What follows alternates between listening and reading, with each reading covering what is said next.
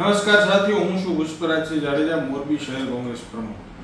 આજે મોરબીની અંદર થોડા એવા મામૂલી વરસાદની અંદર 5-7 ઇંચ વરસાદમાં મોરબીની હાલત એકદમ નરકાગાર બની ગઈ છે. મહેન્દ્રનગર ચોકડીથી હાઉસિંગ બોર્ડ સુધી પહોંચતા મારી માતા બહેનોની કે યુવાન ભાઈઓની પેચોટી ખસી જાય એવા રસ્તાઓ થઈ ગયા છે. ત્યારે આ વિડીયોના માધ્યમથી હું કહેવા માંગુ છું તંત્રને અને માનનીય ધારાસભ્યશ્રીને કે તમે હમણાં જ દુબઈ જઈને આવ્યા છો, 30 વર્ષથી મોરબીના ધારાસભ્ય છો, તો તમારી પહેલી પ્રાથમિક ફરજ આવે કે મોરબીના રસ્તાઓને પણ દુબઈ જેવા બનાવી દો. એવી એક મોરબી શહેરના યુવાન તરીકે મારી માગણી છે.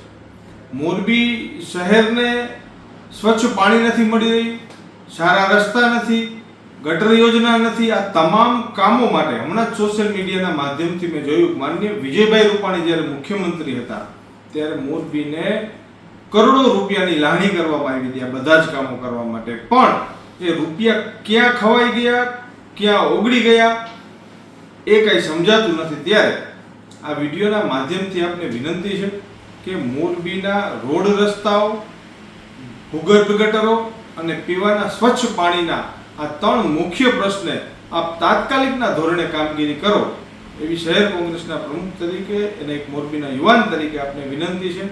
વંદે માતરમ. ભારત માતા કી જય.